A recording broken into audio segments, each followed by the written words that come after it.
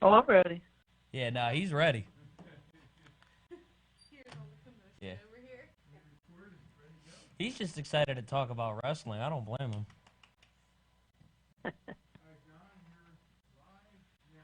Now? Sweet. All right, everybody. Welcome to the roundtable here on HamiltonRadio.net, channel HR2. I'm your host, John Brecco. First off, shout out to the Jerry Petito Show for becoming this show's very first sponsor. Appreciate you so much. And I don't want to waste any time introducing my guest today. He's the editor-in-chief for the Wrestling Estate, John Corrigan. How you doing, my man? I am wonderful, John. Thank you for having me on, and congrats on your first sponsor. That's something we're still trying to achieve. Oh, really? Yeah, we've been talking to people, but nobody on our staff has a sales background, so nobody really knows what the hell they're doing. So Oh, boy. it's tougher than it seems. I don't have a sales background, too, so it's been tough for me to even get that one. I've had this show for over a year and a half now and just got that first one. I'm looking to get a second one in probably March or April, but, nothing's, guaranteed yet, so I'll see what happens. So is it just you reaching out to people and telling them, you got this platform for them? Yeah, it's just me reaching out.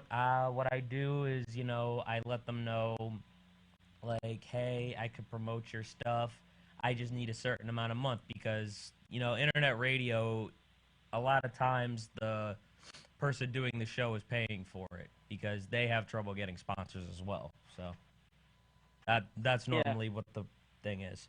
But we did something like that last year on it was WNJC 1360 in Jersey. Oh yeah. And it was like you get an hour a week, and you get advertising, but you have to get it yourself. So you're paying for the time, but you're hoping to profit. Yeah, by you're hoping to selling the profit for the advertising sponsors. cost. Yeah. Yeah, no, and it's a lot harder than it seems because nobody wants to, give that time. They don't want to put that investment in because they're worried about what they'll get back. It's like a racket. Yeah. People like us trying to produce the content, we shouldn't have to be responsible for getting sales too. Yeah, man, it's crazy. But, I wouldn't have even guessed, like, you guys are still looking for your first sponsor because the website, I think, is very well done. You guys have a lot of good articles on there, good content. And I read some of your stuff that's on LinkedIn, too. Some of the articles you have are really good. Well, I appreciate that. Yeah. Thank you. But see, that's the thing. We're so focused on the content, we're focused on writing and promoting it and everything that nobody has time or even the interest in going out there and talking to people and trying to make a deal, even though, I'm starting to do it now more, using LinkedIn, using Twitter, using these different, I don't know, social media. But it's tough, man. It is just tough. But thank you for that. No, when you're doing it on your own, the toughest part about that is, balancing everything, I feel like. Because, you got the sales portion, you got the content portion, which really, honestly, is the most important thing. Because if you don't have the content, who are you really going to keep around? Because people, people talk about, it's not what you know, it's who you know all the time. But the who you know is what brings people in. The what you know is what keeps them around. And I think people forget about that a lot. Well, we're finally getting to know people, so that does help. Just last week, I'm kind of glad that we timed this out the way we did. Just last week, we had our highest day in terms of views for the site. Because we broke the news of do you remember the Von Erichs? The Von Erichs? Yeah, I do. Yeah. Those are old guys. That's back in the day. Kevin 80s. Von Erich, the only one still alive, he has two sons that wrestle, and they're going to be coming to the Delaware area on April 20th to participate in this tournament called the Super 8. Oh, wow. So I talked with the promoter, and we established this relationship, and they let us break the news, kind of like WWE does with their Hall of Fame announcements. You'll see, like, CBS Sports or one of them break it. Yeah. So we did that, and everybody went crazy. For the Von Erich brothers, I couldn't believe it. We did something about Scarlett Bordeaux. She didn't get half the traffic. You would think she does, considering that's the only buzz TNA really gets these days. Absolutely, especially right after the Bananas video. I thought we were going to hit it big. Yeah. I don't blame you. I would have went for that same thing too. Sex sells, bro. It really does. But yeah, no, one of the articles that I went crazy about when I was, looking at the Wrestling Estate website and looking through like the LinkedIn stuff, I saw the article with Tommy Dreamer winning, what was it, the Brody Cup? Yes. Yeah, it was a tournament in the Philadelphia area in honor of Bruiser Brody. And as soon as I saw Dreamer on that, I'm like, holy shit, it's Tommy Dreamer. Right. So the first thing I wanted to do was like read the article because I remember Tommy Dreamer from, like back in the day ECW, and even, when I became a fan when I was like 11 years old. Because all right, so the first match I ever saw was Rob Van Dam and the Big Show for the ECW title. That was around when that was around when I was 11 years old. That was my first taste of wrestling that I got. And I'm I'm gonna guess 2006 is the year you're talking. 2006, yeah. Yeah. Yeah, so that was like the first like taste of it that I remember. I remember I watched Big Show and Kane after that, and then I found out, when Raw was coming on just from, watching it. So I ended up starting watching it that way, and that was how I got into wrestling. Say what you want about about the new ECW, Vince McMahon's version, but that was what did it for me. I mean, you might be the only person who that did it for you. I mean, nobody ever has anything good to say about that. But look, it got at least one person to become a wrestling fan, so I think it did its job. Yeah, I mean, and I thought it was a good match. Like looking back, well, not really like looking back, but when I watched it, looking back, I have a different opinion on it, and my opinion about ECW has completely changed now that I like understand inside wrestling a little bit more. But yeah, that was what did it for me. I think most people would be surprised to hear that because of where it's from and the time period. Oh, absolutely. And talking about ECW, I regret I got into wrestling about the year 2000. I was like 8 years old. I was too young to go to ECW when it was here in Philly, like every weekend. It would have been so cool to. I mean, I would have blew off my friends every Friday night to go down there. Oh my God! And watch that. It would have been awesome, but missed the ball. But now, Tommy runs his own wrestling company called House of Hardcore, and they do shows not monthly, but maybe every 2 or 3 months at the old ECW Arena in South Philly. So it's almost like they're trying to keep that spirit alive, and just for us younger fans. Yeah, I think they're just trying to get the younger fans to like show. They're just trying to show the younger fans kind of the old ECW and like what that atmosphere was like. Because when you look at a lot of wrestling companies these days, they're trying to be like more family friendly. Like you look at WWE and you compare them to the Attitude Era, it's a totally different, time period and theme kind of. It's nowhere near as edgy as it used to be. Family friendly sucks. Yeah. The old way was much more fun. It was much better. But I mean, that's just society as a whole these days. ECW in its old incarnation would never last today. Yeah, no. Because of what ECW really stood for, it kind of contradicts it. You know what I mean? Oh, absolutely. Yeah, I mean, you had protected headshots all the time. You had all kinds of profanity. The women were half naked all the time. There was like kinds of crazy storylines, like fake crucifixions and incest and lesbians and all kinds of, and sometimes in a derogatory way. Yeah. And it's just it was just a product of the 90s. It would never, with social media and the PC culture and everything today, it just wouldn't fly. But people that were from that time frame that are still looking for some kind of outlet for that. I mean, that's why Tommy Show's been so successful.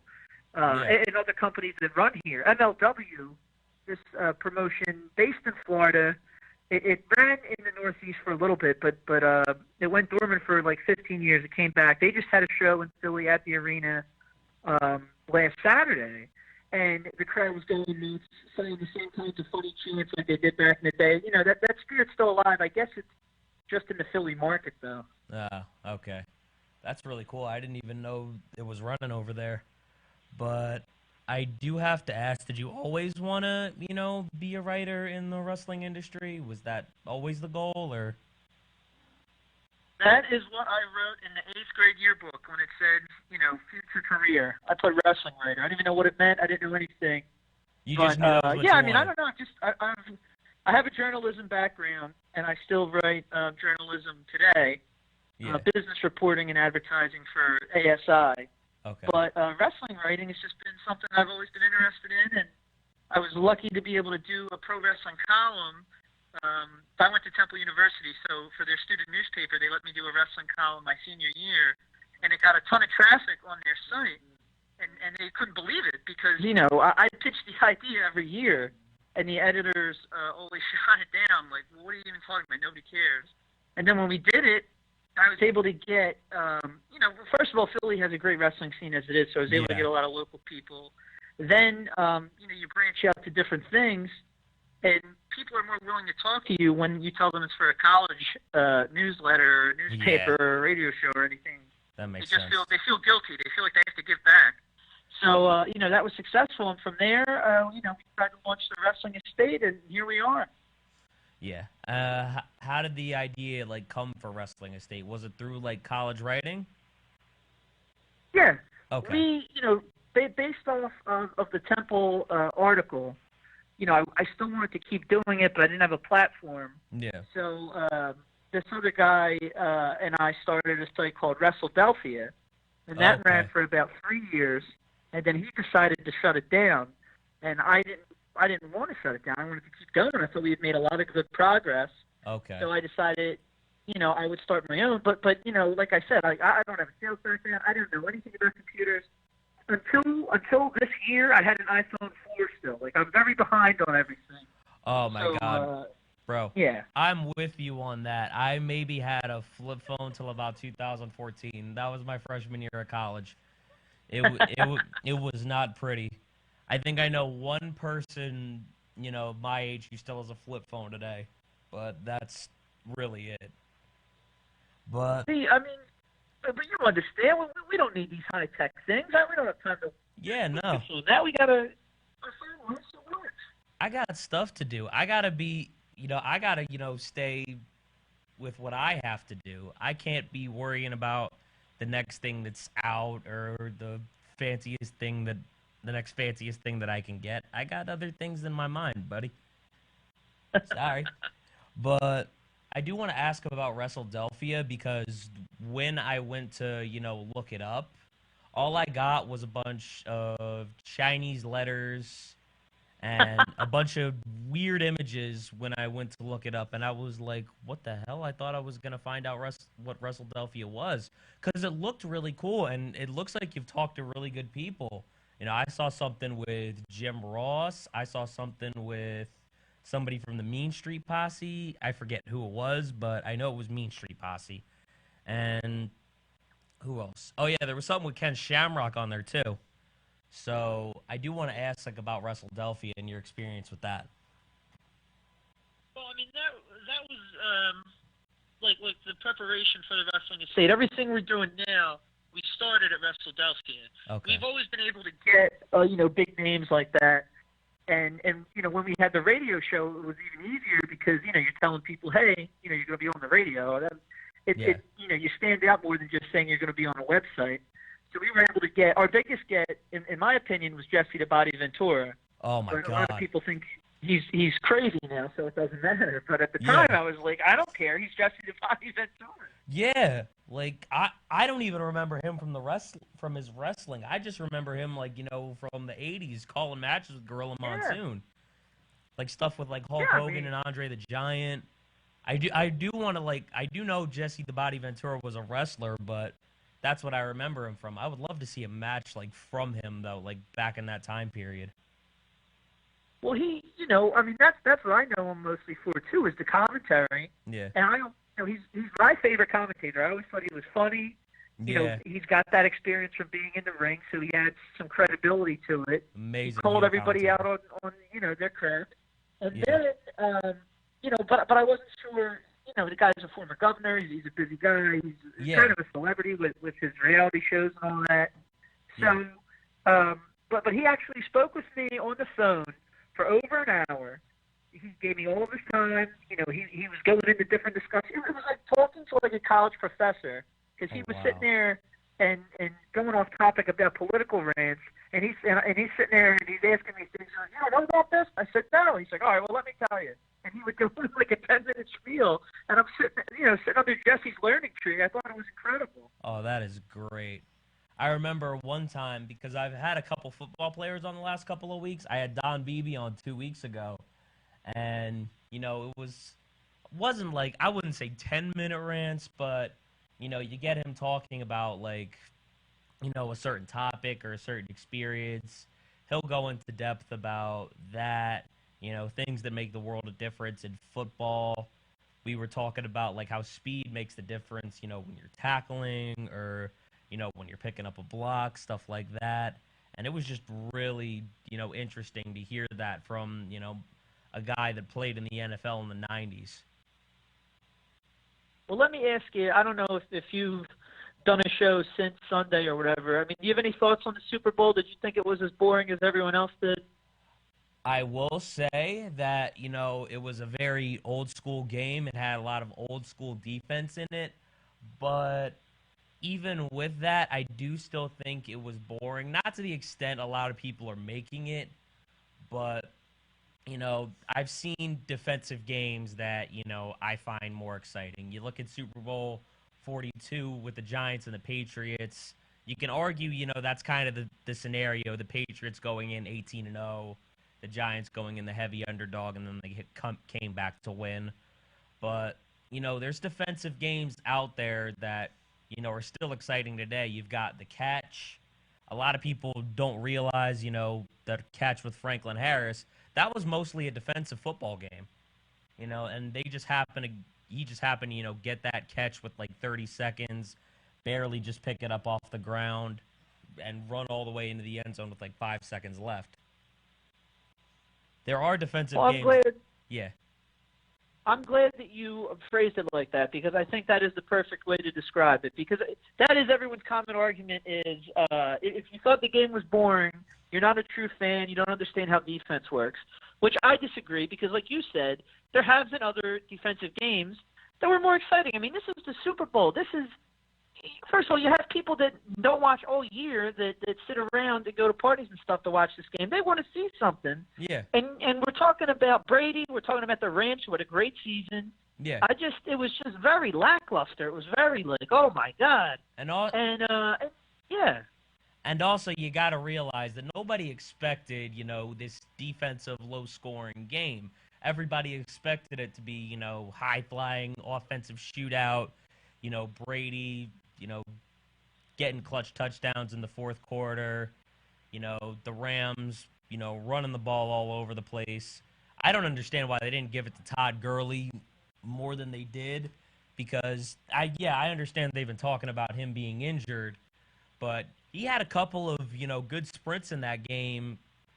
It was to the point where I just didn't understand why they weren't giving him the ball. I think they only gave it to him like 10 times.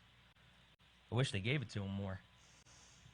Yeah, I definitely think he's injured. I think he's not, for me being a Philly guy and them not telling us Carson Wentz was injured half the season, I'm speculative of everybody now. If somebody's not playing as much as I think they should, I think they're nursing a wound. But I definitely think Gurley was injured because he hasn't been performing, even the past few games like he was earlier in the season. And I know, it's late in the season. That happens to running backs. But I don't know. Yeah. I just thought it was very peculiar that their star player, because, without a doubt he is their guy, was barely involved in the business scheme of this. It didn't make sense. Yeah. But he was performing pretty well, though. So I would think if you're, seeing that, if you're, Sean McVay or one of the offensive coaches, that you would maybe want to give him the ball more after that. So I was, there is that argument, but I did think that was very peculiar when you see him performing as well as he was when he did get the ball. You know what I mean? Yeah. Well, I'm sorry to go off on this football tangent with you. Nah, dude, I don't mind. But it actually did make me think. There's speculation that Seth Rollins is injured, or is it confirmed? I don't even know. But, do you think he is? No, I don't think so. I think they have so much time to kill between now and WrestleMania. They just want the matches announced, and then they're doing the same thing with Becky Lynch, with her supposedly being suspended in storyline. Yeah. They don't have the ability anymore to carry out stories over a long period of time. So all they're going to do is announce the match so they get the ticket sales. Then they're going to kill some time with these goofy angles. And then, 3 weeks before, they'll go back on track. That's how they're going to do it. Yeah, no, that kind of does make sense to me, too. But, I mean, with Becky Lynch, there wasn't so much speculation online that she was actually injured. It was just weird because Seth Rollins, there was actual speculation that he got injured in, like, one of the, like, match segments, and he'd be doing, like, promo work for maybe, like, a month. So you think that's just them, like, just trying to make it seem like he's injured? Yeah. I don't think he's injured at all. I mean, I think, especially with the promo work, I mean, that's really what he needs to be doing to build up for the match. I mean, you don't want to risk him getting injured heading into WrestleMania. Right now, they have nothing.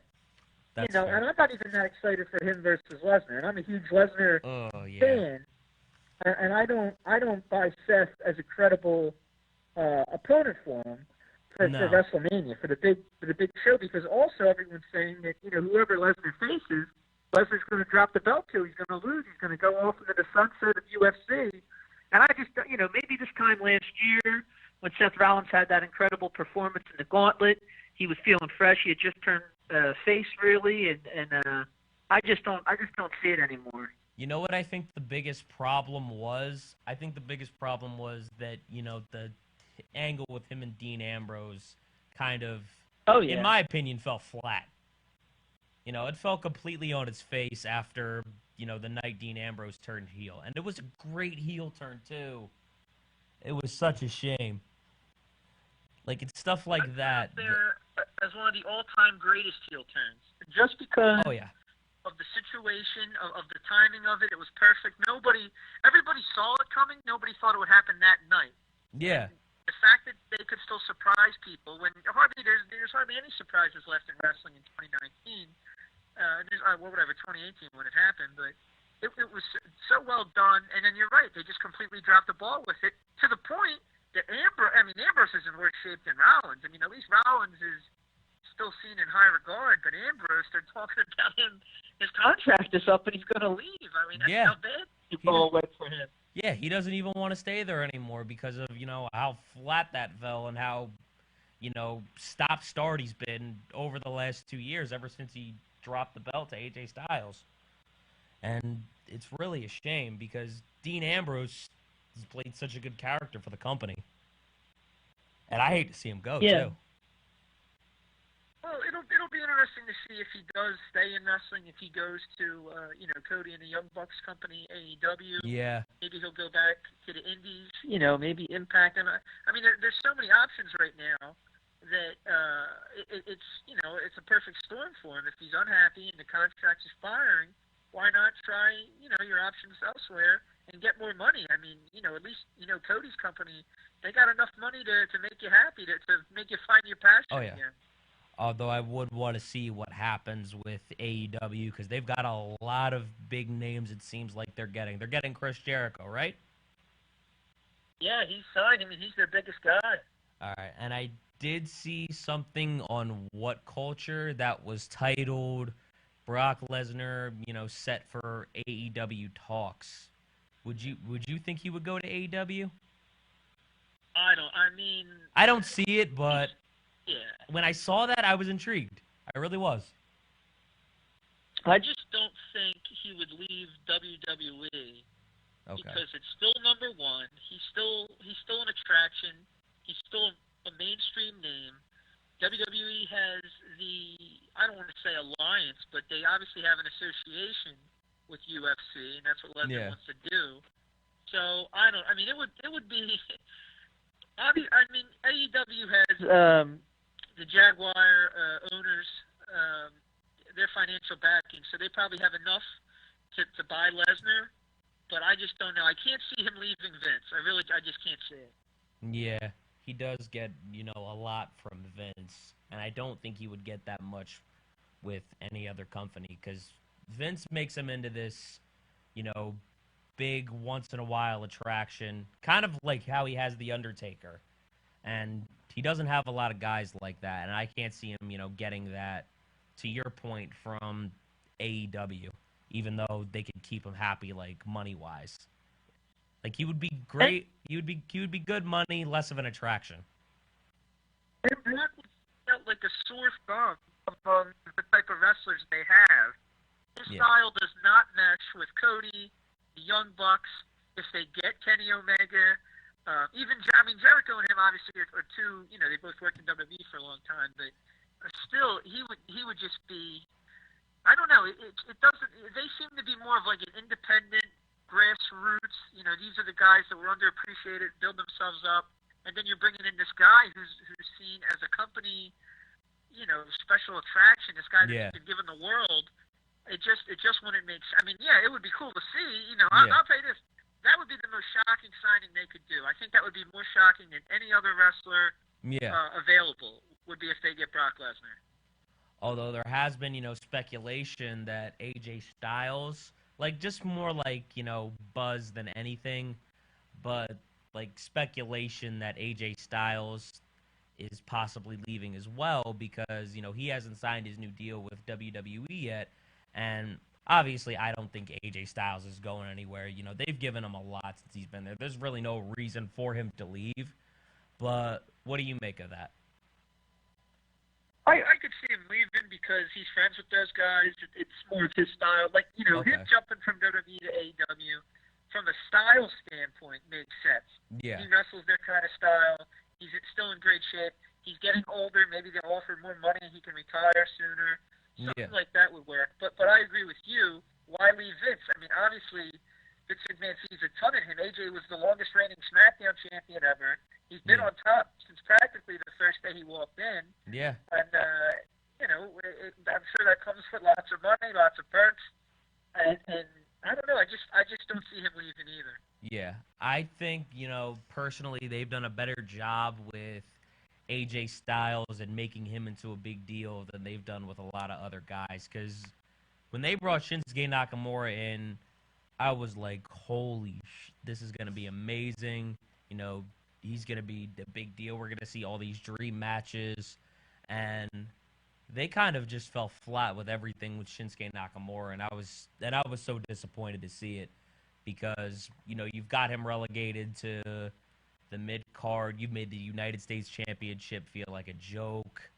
And, I was so ready to see more from Shinsuke Nakamura, and I was disappointed, with, what little he got. I'll tell you, I could care less about Shinsuke Nakamura. I was never a big New Japan guy or anything. Yeah. I liked his heel turn. I liked when he was hitting everybody in the balls. I liked when he refused to speak English. I thought that was entertaining. But I have not been surprised that he wasn't a big star in WWE. They don't treat foreign talent the right way.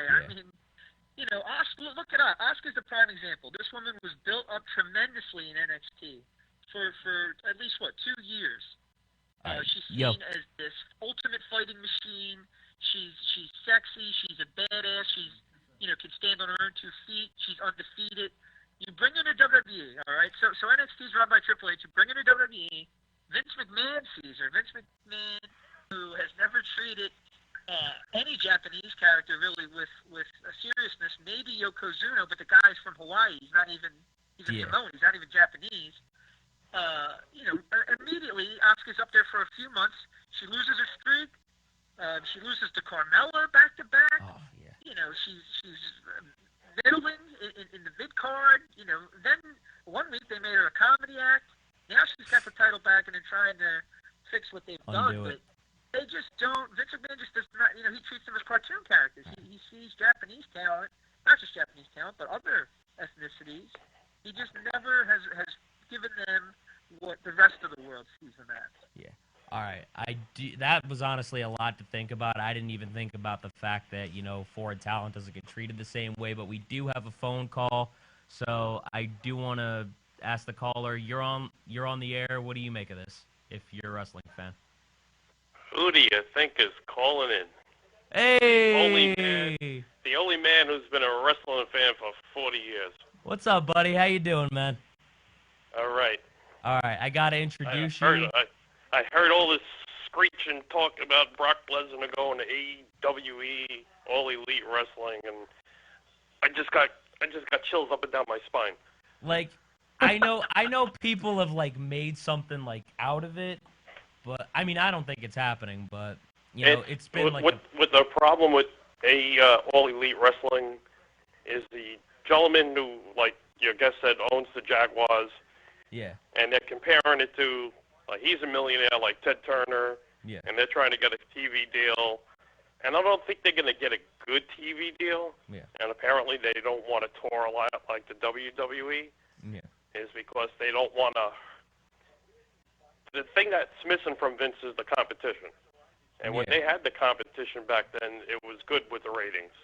yeah, And once he starts to shy away after WrestleMania and concentrate on XFL, which is coming out next year, yeah, and Triple H is in full gear, I got a feeling the company changes hands. yeah. And they brought too many NXT stars up too quick. That's true. And like Shinsuke and some of those other guys should have just stayed there. Like Yeah. Asuka. Asuka's a little lost when she Yeah. came up too soon. EC3 looks good.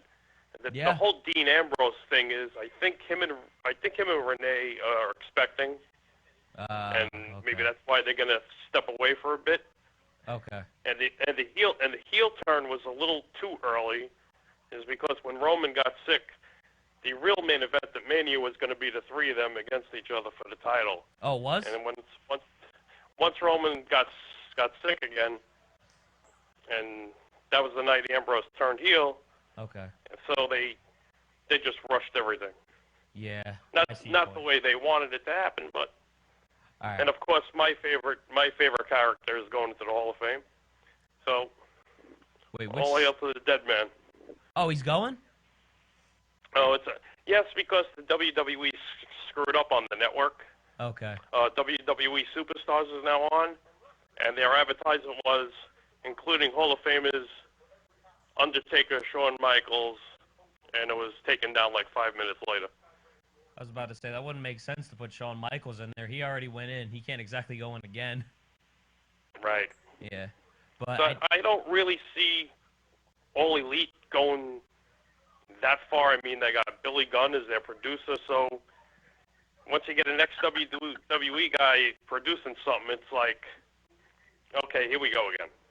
yeah, big shit storm. It's like, just like with TNA. Yeah, it's like Jeff Jarrett came back. He's a producer now. He did a funny little skit with Road Dogg last night singing. Yeah, that was And, entertaining. you know, it needs a big change because they're in jeopardy losing a contract with Fox, who signed for SmackDown. If their ratings don't go up, and it's going to be a problem. Yeah. Like I Losing said, you know, Fox is when a big deal. there was that competition around, the ratings were there. Yeah, and now that it's not there anymore. I do want. Yeah, it's like when the NWO came into the WWE when they bought it was the NWO, but it was like a little too mellow of the NWO. Yeah, I do wonder if Triple H is gonna bring the focus more back to storylines when he takes over with Well, Raw tonight and he just SmackDown. did a great storyline with Becky Lynch on SmackDown. Okay. Because of what happened on Raw last night. They were face to face and she slapped him. Oh. So it was kind of good. Okay. Yeah, I'm interested It was to see what kinda- happens with Becky Lynch. I did like the fact that she attacked Stephanie McMahon, so I want to see if she gets more involved with the rest of the McMahon family. If Vince gets his hand in on it. Cause I got a feeling. I think Stephanie might be the special referee for that match at Mania if it happens. Oh boy. Yeah, due to the old screw over. You think they're gonna go all the way with the screw over? Yeah, I think Okay. so. All right. That would kind of make sense, and it would. I think what they should do if they're gonna do that, have Ronda Rousey, turn heel, kind of have her beat That would be opponents. even better. Yeah. Yeah, have her That would beat be even opponents for a year. Maybe have a quick stunt with her losing the title, just to give it to somebody else for a little bit. Then maybe have her do it for a rematch at like 36 with Becky Lynch. Yeah, I like the Becky turn. It was like the female version of Hogan turning. Yeah. That way, but she's still getting a lot of applause. She's the man now, and it's great. It's just. It's beautiful. And it's funny what happened on Raw last night. They had the women the first 2 segments. It was her and then the Ronda match. Yeah. And then after that, it kind of went a little downhill. Yeah, but it did. they gotta pick it up again. Yeah, definitely. All right, I do want to introduce. All right, gentlemen, you enjoy the rest of your show. Yeah. No, we'll catch you around. Sal, Taker takes over NJ. All right, here, You Hamilton got it. Radio Zone. Appreciate you calling in, All right. man. All right. All right. Yeah, I did want to introduce you. That's the good friend of mine. His name's Sal. He does a show over here Thursdays, once a month. He's a good guy.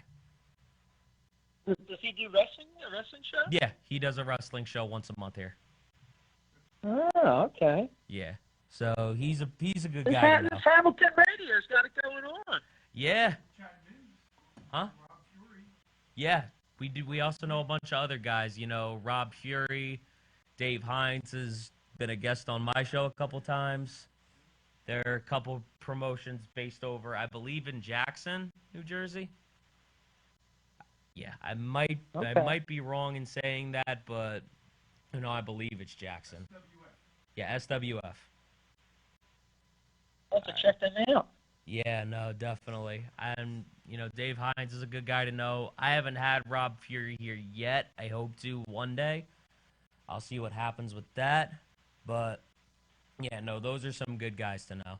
And did you say Jim McCann also had a show here at one point? Yeah.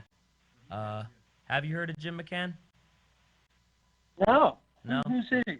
What does Jim McCann do, Gino? He's MMA. Yeah, he's more MMA, but he's trained a lot of wrestlers, right? Yeah, and Gino actually knew him personally. He had a show on here for a little bit, too. Okay. Yeah, I hopefully can have Jim McCann here at one point, too, but we'll see what happens. All right, I do want to ask really quick. You were a play-by-play commentator for CZW Dojo Wars, I think? Yeah, it's like their version of NXT. Okay. And what was that like? Was it hard to transition between, through writing, to play-by-play commentating? Was that a hard transition? No, I'll tell you, I loved it. I had a great time. It was a blast. We had complete freedom. The guy that that ran WrestleDelphia, he's the one that told me one day. He said, he was friends with Drew Gulak and Drew's brother Rory. Okay. And they, I guess they trained there or something like that. Like that's where they broke in, and they were still friends with the guys running it. Yeah. And they mentioned something about needing commentators. So the WrestleDelphia guy said, I told him you and me would try out. I said, oh, okay. I knew nothing about CZW. I'd never watched it or anything. Yeah. And we went up there. It was in Blackwood, New Jersey, a little small, kind of like in a shopping center, kind of. Okay. And we went in there. They had the table set up. We just sat there. They let us roll, and it was fantastic. It was a great time. The only reason I stopped is because he quit, and then I went 1 week by myself and did it with the booker. And it was okay, but it wasn't like the same as going with, driving over with your friend. And Yeah. I didn't want to drive by myself. It just wasn't as fun without him doing it. Yeah, no, that makes sense. I can understand that. And they weren't paying us either. I should clarify. We weren't getting paid, so. Yeah, that's fair. You gotta make something, doing everything you love too. That's important. Yeah, It's exactly. kind of a key to life. Without money, you can't get things for sustenance, and then you die. But yeah, although I do want to talk about some more of your articles. There was Tommy Dreamer winning the Brody Cup. I think the favorite out of all of the ones I read was the 20 greatest SmackDown moments. You had upset. Okay. Yeah, you had upset of the decade. You had Jeff Hardy winning the Intercontinental Championship from Triple H back in the day. You had Rhino spearing Chris Jericho through the Titantron. Although I would love to see somebody get speared through it today because it's so much bigger. But Yeah. yeah, it would be a beautiful thing. Yeah, Kurt Angle, being a surprise entrant after Batista got injured. He won the World Heavyweight Championship that night. You had AJ Styles winning the WWE title from Jinder Mahal. That title reign was a shit show. We were just happy to see it end, let's be real. And, what else did you have on there? You had Sexy Kurt. And Yes. I think my personal favorite moment was that Paul Heyman shoot with Vince McMahon.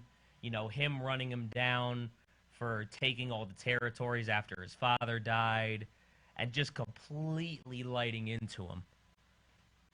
It was a beautiful thing. I had to watch it just after reading that specific part of it. I just had to watch that one time. But it's something that was like totally out of the ordinary back then. I mean, today you listen to shoot interviews all the time. They're all over YouTube. Pretty much every wrestling podcast can almost be a shoot interview. Yeah. But back then, on SmackDown, Paul Heyman talking all this shit about Vince McMahon, it was insane. Yeah. And it was something that had never been talked about on WWE before, and it was awesome. And it was the perfect build-up. I know a lot of people hated the Alliance invasion angle, but I loved it. I mean, I was growing up watching it. I thought it was fantastic, and it really put everything into perspective. And I think that for me, that's Paul Heyman's finest hour on the mic.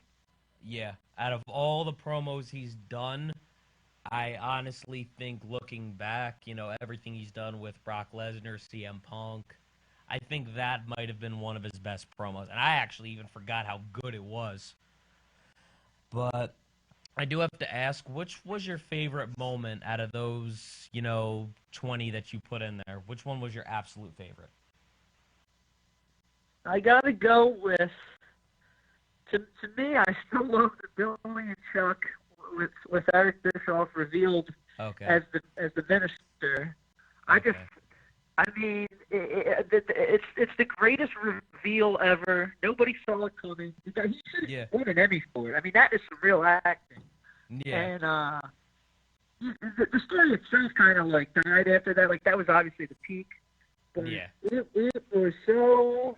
It was funny, man. It was entertaining. Funny, it was just entertaining. And I love 3-minute warning too. Yeah, that's fair. I can understand that. All right. There's one more that I wanted to talk about that I really liked, that stood out to me. It's that NXT is ready to win the Royal Rumble. The Royal Rumble this year, as you said in the article, had a total of 9 NXT superstars. It had Johnny Gargano. Who else did it have? It's hard for me to remember off the top of my head. I mean, Andrade is, in SmackDown now. I forget who else it had. Well, I just want to. What's up? I want to just clarify. Jack Goodwillie, one of our founding fathers of the site, he wrote the article, so he's the guy that deserves all the credit. It was a fantastic article. He gives two males and 2 females that he thinks could win next year's Royal Rumble while still being in NXT. Okay. And I'm not the biggest NXT guy. I watch the takeovers. That's about it. I feel like, the takeovers, they do the video package, you're pretty much caught up on everything. And the matches, believe the hope. Everything they say is true. The matches are fantastic. Oh, my God. The characters are easy to get into. And Jack did a really great job with that piece. And I agree with him. It would be cool. I mean, this year's Royal Rumble, I don't know if you saw it, but I thought it was kind of lackluster. Yeah, it didn't have as many surprises as, in the past. And the ending was kind of anticlimactic. You had Andrade and Dolph Ziggler look like they're the last 2 guys left. Then, Strowman and Seth Rollins come back in. And, Andrade and Ziggler just got eliminated so quick. And then you had Seth Rollins, tango with Braun Strowman, on the apron for, a minute. And the ending was just so anticlimactic. It's not the worst Rumble I've ever seen, but I don't think it's the best one by any stretch, to be completely honest. No, I agree. Yeah. And when you look at, the Final 4, Andrade would have been a surprise to win. He would have been, the Rumble's, like Jack says in the article, the Rumble's the easiest way to make a new star. If the guy wins the Royal Rumble, people know, oh my God, they're behind him. He's doing the WrestleMania. He's competing for the title. He's someone we need to watch. Yeah. So Andrade, I mean, yeah, it might have been too early for him to win it. That's but true. He's been having these great matches with Rey Mysterio. Like you said, he's on SmackDown now. He's establishing himself. He would have been cool. But at the same time, it is still too early, so you knew he wasn't going to win. Yeah. Ziggler, been there, done that. He's obviously not going to win. Yeah. Strowman, at no point did I think he was going to win, simply because he has lost to Brock Lesnar 3 times. Yeah. And that for me has killed him as a main event draw, in my opinion. You know, Yeah. I don't consider him like I did before he met Brock. They ruined him with all those losses to Brock Lesnar. He went against him at Crown Jewel, right? Yep. All right, that's where I think he should have beat Brock Lesnar for the title. They should have I think they should have Braun Strowman main eventing WrestleMania instead of Lesnar, to be honest with you. I think it would also be better for Seth Rollins, even, you know, having Seth Rollins beat Braun Strowman, win the championship off of him, because, you know, we can see Strowman, you know, going against, you know, guys that are in the company and losing, as you have Lesnar, you know, you hardly ever see him. You know, he almost squashes every single person he gets in the ring with. Although Finn Balor did have me thinking for just a split second he would beat Lesnar. But I think that would have... For a split second, you know, they had me thinking, you know, with, you know, the stomach and everything. I love the way they did that, man. But I think, you know... You're not the only one. I watched it with my brother. He actually believed Finn was going to win, too. Yeah. You know, and that goes to show you how great Finn is and how great Lesnar is. Yeah. That they are able to make you believe for that split second that anything can happen. Yeah. It's kind of like when Brock Lesnar went against AJ Styles. You know, you had him in that calf crusher. Brock Lesnar sold that so beautifully. You know, you don't think of Brock Lesnar as a guy that can, you know, sell, you know, just being hurt all the time, but he sold that calf crusher as good as I've ever seen anyone sell anything in my life. But, yeah, I do think, you know, Seth Rollins and Braun Strowman would be a better match, though, at WrestleMania. Personally. Yeah, and I'll tell you another one. You know, when Brock Lesnar fought Daniel Bryan, Going into that, even though it was non-title, I still thought, oh, there's no way Lesnar's going to lose. And then when Bryan hit him with the big knee, you know, hit him with that low blow, hit him with the big knee, and he had him in the yes lock. For a brief second, I said, oh, my God, Daniel Bryan's going to slay the beast. I can't believe it. It just goes to show you the talent. Yeah. What do you think of Daniel Bryan's new character, though? You know, this, like, big, crazy, environmental guy. You know, his new hemp WWE-made title. He threw the old belt out. What do you think of his new character? I love it because I think he did need to freshen up.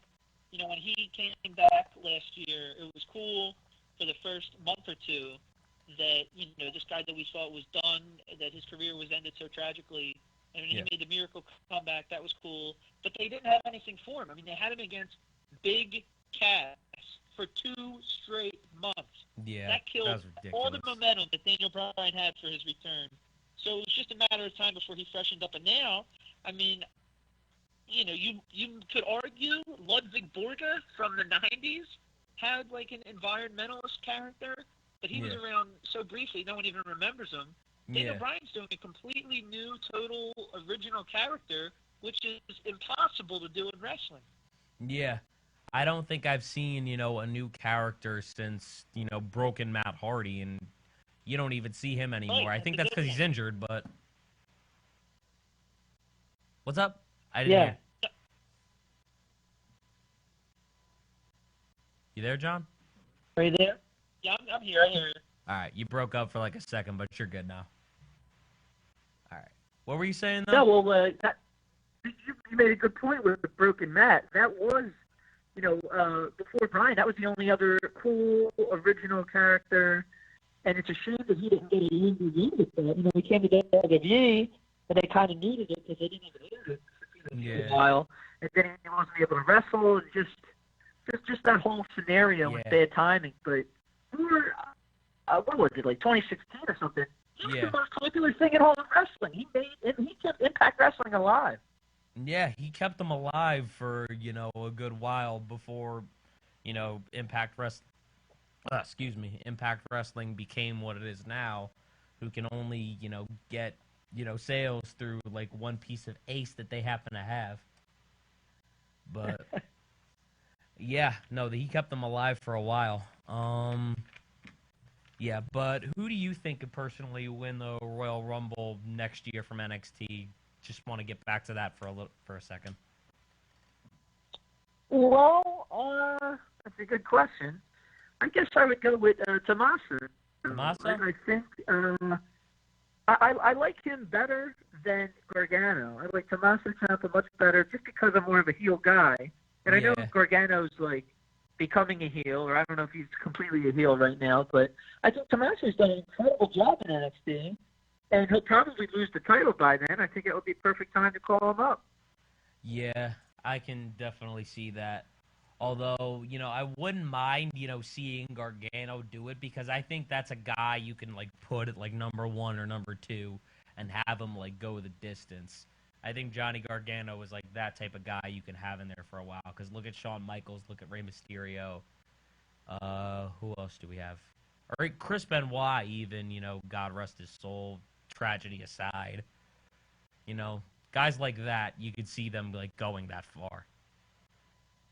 Absolutely. Yeah. And you know what? I was at that Rumble that Benoit won, and I didn't even like Benoit, but I was like, it's kind of cool that this guy who's been wrestling for like 18 years, or whatever, is finally going to the main event. Like that was a cool story. And you're right. Gargano, I don't know how long Gargano's been wrestling. Probably maybe over 10 years, something like that. I think he's been over 10 years. He could definitely play that role. Yeah. Although I was just saying from like a distance, from like coast to coast kind of thing.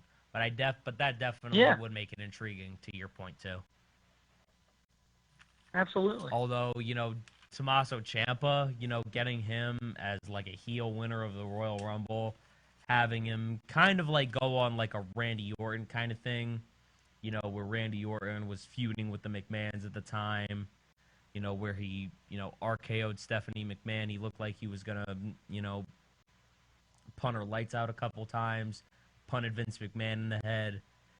I would like to see Tommaso Ciampa, if he were to win, do something like that. That would be cool. That was another great angle. I remember that night.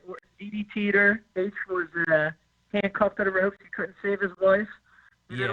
Kissed her while she was knocked out. I mean, that was my crazy stuff they were doing back then. Yeah. And that was at a time, where you didn't see stuff like that anymore. I think, the PG era was, maybe like close to like a year in at that point. So seeing that, play out on TV was insane. For lack of a better term. And it's a shame they couldn't follow that up at WrestleMania. They fought at Mania, had a terrible, boring match. Yeah. They had to follow Undertaker and Michaels. Oh my! You were never gonna follow that match. They should have put that. I'm not a guy who clamors for the main event, being a non-title match. But you should have put Taker and Michaels on last. Like you knew how you were trying to make that match. It just should have been on last. Yeah, I agree, and they learned that lesson the next year when they, for Michael's at the time retirement match, and they went on, and once again they stole the show. Yeah, definitely. All right, but we do have to wrap it up in a little bit. Although I do want to get some WrestleMania predictions. We have Ronda Rousey taking on Becky Lynch. We know Brock Lesnar's going to take on Seth Rollins. I think, although I do like the angle that Sal said where they're going to screw Becky Lynch over, but I have her on here winning the belt. I also have Seth Rollins winning the Universal Championship as well. And I did put some like other matches that I think could potentially happen. I did stop watching for, a couple months because what they were putting out just during the time of Crown Jewel, it was just bad. It was just bad. And it got to the point where I was having trouble stomaching it. But, I do want to, just talk about some matches that, might be there. I think we could see Andrade Cien Almas versus Rey Mysterio if Rey Mysterio puts his mask on the line. Rey Mysterio, obviously, I got him as the winner. You know, there's Shinsuke Nakamura and Rusev versus Shane McMahon and The Miz. We got new champs Shinsuke Nakamura and Rusev, Samoa Joe and Randy Orton, and the winner of that will be Samoa Joe. I have a few others on here, but I do want to get like some matches that, you know, you think could be on the WrestleMania card. Well, I would say that I like the Andrade Mysterio idea. Yeah. I don't know if they're going to be able to stretch it out that long. Because, Yeah. I mean, it seems like they're wrapping that up now. Yeah. But That's the only thing. Mysterio, I mean, the fact that he has the mask still and has never lost it in WWE, that's something that they can bank on. I mean, they don't have the Undertaker streak anymore, which was, you know, the top draw of WrestleMania. Every year you're like, oh, my God, is somebody going to beat him? Is this going to be it? And then when Brock finally beat him, I don't know, I think that made WrestleMania lose a little bit of its luster. Yeah. And I think Mysterio's mask, you know, you could do that for another 5 years. You know, maybe if he doesn't want to wrestle, it seems like he's wrestling a full-time schedule, but if he wanted a reduced schedule, you could do that for 5 years. Oh, who's going to try and take Mysterio's mask? So I do like that. I think that would be cool. I don't Other think... than, Yeah, no, keep going. Well, no, I was going to say, other than that, I do think that Charlotte gets added to the Becky-Ronda match. I think that becomes a triple threat. And I think that either Ronda or Charlotte win. I don't think Becky walks out of Mania as the champion. Yeah, that would be kind of a swerve if Charlotte were to win the belt right there, which, you know, it would be entertaining. She's their girl. Yeah, definitely. I could see that. All right, you got one more for me? Yeah, I'll tell you Undertaker. I think Undertaker wrestles. And I say he goes against the Demon. I say Taker versus Finn Balor. Oh, then you could have Finn Balor carry that match too. That would be exciting. Yeah, I think you know, Taker needs somebody that can do the heavy lifting. Yeah. And Finn probably got nothing else going on, and people love the Demon, so why not do it? Yeah, I don't want to see Bobby Lashley versus Finn Balor. I just don't think that would, you know, draw anybody. Forget that. Oh, that's an awful idea. We already saw him and Leo Rush. We don't need to see anything else. Yeah, enough's enough with all that. Yeah, no. They should honestly just take the belt off Bobby. He's not doing anything with it. He's not drawing anybody. I'm sorry. He was better off in TNA. Keep him there so the company can stay alive, so they don't have to pay people anymore just to walk in their show. Ridiculous. All right. Although I do think, you know, I think people are kind of sleeping on this. I do think we could possibly see a Mustafa Ali match with Daniel Bryan. I think that would be interesting. I don't. I agree. It's a possibility, you know. I don't necessarily believe it will, but I think it's a possibility, and I think it's one, you know, match people might be sleeping on. You know what I mean?